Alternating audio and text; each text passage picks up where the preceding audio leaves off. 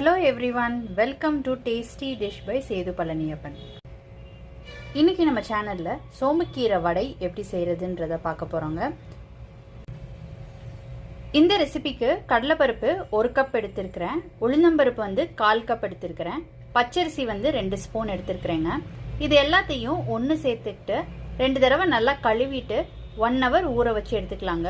இதுக்கு உளுந்தம்பருப்பு ஏன் சேர்த்துக்கிறேன்னா, உளுந்தம்பருப்பு சேர்த்துக்கிட்டிங்கன்னா நல்லா சாஃப்டா இருக்கும் வடை. பச்சரிசி வந்து கிறிஸ்பினஸ்க்காக தான் சேர்த்துக்கிறதுங்க.